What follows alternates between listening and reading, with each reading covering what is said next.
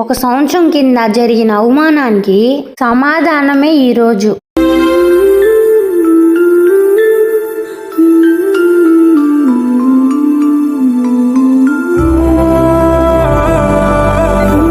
అసలు అవమానం ఏంది? ఎవరు చేశారు?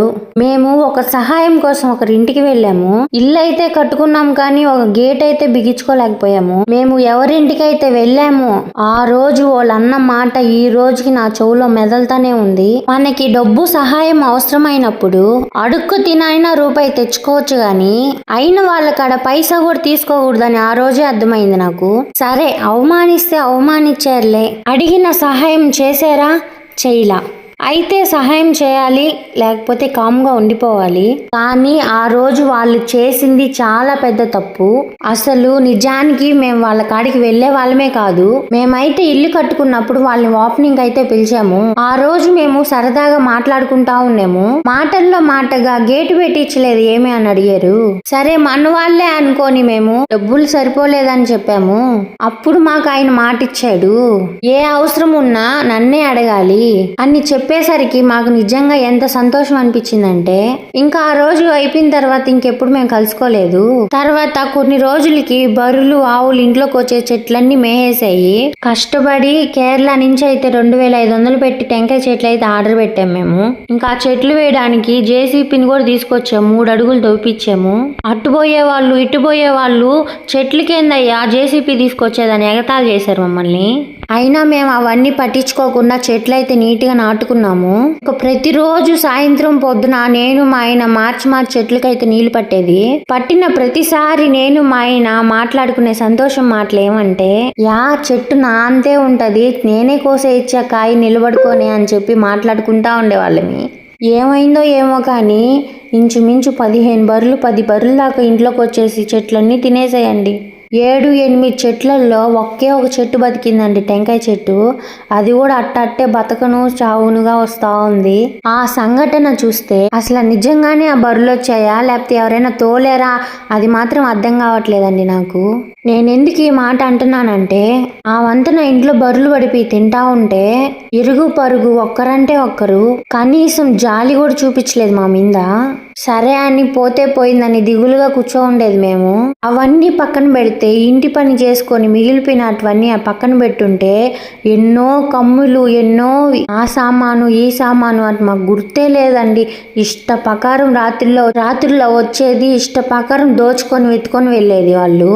ఇంకా ఏం చేయాలో అర్థం కాక అలాగే కూర్చొని చాలా దిగులుగా ఉండేది మేము. అప్పుడే గుర్తొచ్చాడు ఆయన.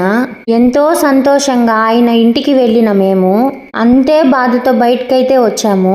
మనుషులు ఇంత దారుణంగా తయారవుతానని ఎప్పుడు ఊహించలేదు మేము. నలుగురు ముందరేమో ఆ వంతున బిల్డప్ కొట్టాడు. ఆ రోజు తీరా సహాయం చేసే సమయం వచ్చేసరికి వాడు అనిన మాట, ఏటు పెట్టుకోలేను మీకు అంతలా ఇల్లు ఎందుకమ్మా అని వాగాడు. ఎంతో మర్యాద పెట్టుకున్నాం వాడి మీద మేము. వాడు కావాలనే మా మీద ఆ మాట అన్నాడు. వాడు ఎందుకు మా మీద ఆ మాట అన్నాడంటే వాడికంటే మేము పెద్దిల్లు కట్టుకున్నామని ఈర్సా. సరే, మాదే తప్పని ఇంట్లో ఉన్న కొంచెం బంగారు కుదవబెట్టి గేట్ అయితే పెట్టించుకున్నాము. గేట్ అయితే పెట్టించుకున్నాం కానీ గేటుకి సీట్ అయితే పెట్టించుకోలేదని కొరతగానే ఉండింది మాకు. సరే, దొరికిందే మాకు ప్రసాదం అని దీన్నే సర్దుకొని ఉన్నాము. ఇంకా నేను ఆరిబాబు మా ఆయన తలా పని చేసుకుంటూ ఉన్నామా. ఆ నాన్నగారి నుంచి అయితే ఫోన్ వచ్చింది. అర్జెంటుగా నెల్లూరుకి రమ్మంటే ఎక్కడ పని అక్కడ వదిలేసుకొని నెల్లూరుకి అయితే వెళ్ళిపోయాను నేను. ఎందుకో మీకు వీడియో చూస్తే అర్థమైనట్టుంది. ఇవి సెకండ్ హ్యాండ్ రేకులైనా ఇవి చాలండి మాకు. నేను చూడండి ఎంత తెలివి తక్కువ దాన్నో, మా నాన్న పట్టుకోకుండా ఆ రేకును పట్టుకొని ఎక్కాను. మా నాన్న చూడండి ఎంత కోపం గీచుకున్నాడో. పాపం ఆయన చేయికైతే దెబ్బ తగిలింది. ఇంకా నేను మా నాన్న అయితే ఊరికైతే బయలుదేరేసాము. ఒకసారి చూడండి ఇటు అటు, మీరు చూస్తేనే ఇక్కడే ఉన్నంత ఫీలింగ్ కలుగుతుంది మీకు. ఎందుకంటే అంత ప్లెజెంట్ గా ఉందండి ఇక్కడ. దీనికే మీరు ఇలా అయిపోతే ఎలాగా? ఒకసారి ఊహించుకోండి, ఇటువంటి వాతావరణం ఆనుకొని ఒక ఇల్లు కట్టుకుంటే ఆ పచ్చటి పొలాల్లో ఇంచి చల్లటి గాలి ఏసీ కంటే ఎక్కువగా వస్తుంటే ఎలా ఉంటుందో తెలుసా? చూపిస్తాను, కాసేపు ఆగండి. మేము అలా వచ్చేమో లేదో రెడీగా ఉన్నాడు కెమెరా పెట్టుకొని ఆయన. ఇంకైతే మేము రేకులు తీసుకొని మా ఇంటికి అయితే వచ్చేసామండి. మా నాన్నకి రాదు అన్న పని ఏది ఉండదండి. ఆల్మోస్ట్ అన్నీ చేస్తాడు మా నాన్న. ఈ ఇల్లు కట్టింది కూడా మా నాన్నేనండి నాకు. పాపం మా నాన్నకి మొన్న పని చేస్తా ఉంటే మిషన్ పైకి వచ్చేసి హ్యాండ్ అయితే తెగిపోయింది. ఆ దెబ్బను చూసి నాకైతే కళ్ళు తిరిగిపోయాయి.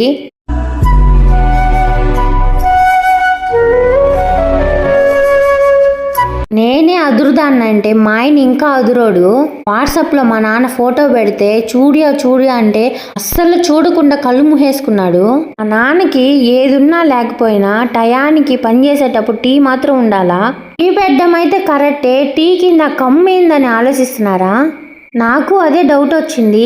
ఆలోచన చేస్తే ఆ రేకులకి బొక్కలు పెట్టడానికి ఏమోలే అనుకున్నాను, కానీ దానికి కాదది. అదేందోనండి, ఊళ్ళేదో చేసుకున్నాడు మా నాయన. మా ఆయన పని చేస్తున్నాడంటే నేనే నమ్మలేకపోతున్నా. ఎందుకంటే మా ఆయన చిన్నప్పటి నుంచి ఏ పని చేసిన వాడే కాదు, కానీ ఇప్పుడిప్పుడే పనులు చేయడం నేర్చుకుంటున్నాడు. ఎందుకంటే ఆయనకి ఎవరు సహాయం చేసేవాళ్ళు లేరు. అవసరమే ఆయన్ని పనులు చేసుకునేలాగా చేసింది.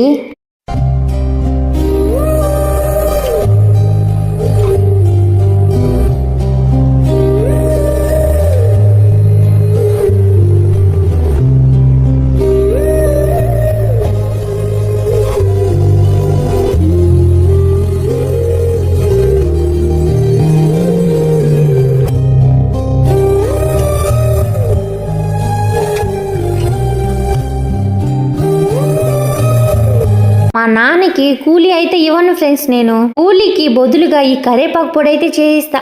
పాపం మా నాన్నకి నేను తప్ప ఎవరున్నారు అసలు? సరే, అదంతా పక్కన పెట్టేస్తే, సరే మిమ్మల్ని కూడా ఎవరైనా అవమానించారా? చేశారో లేదో ఒక కామెంట్ పెట్టండి ఫ్రెండ్స్. నా ఒక్క సలహా ఏందంటే, గుడ్డిగా ఎవరు ఏది చెప్పినా నమ్మకాకండి. ఒకరింటికి సహాయం కోసం అస్సలు పోగాకండి. ఉన్న దాంట్లోనే సర్దుకుందాం ఫ్రెండ్స్. ఇంతకీ మా గేట్కి ఆ రేకు ఎలా ఉందో కామెంట్ చేయండి ఫ్రెండ్స్. Okay, bye bye. మరొక వీడియోతో మళ్ళీ కలుస్తా. నేను మీ లక్కీని.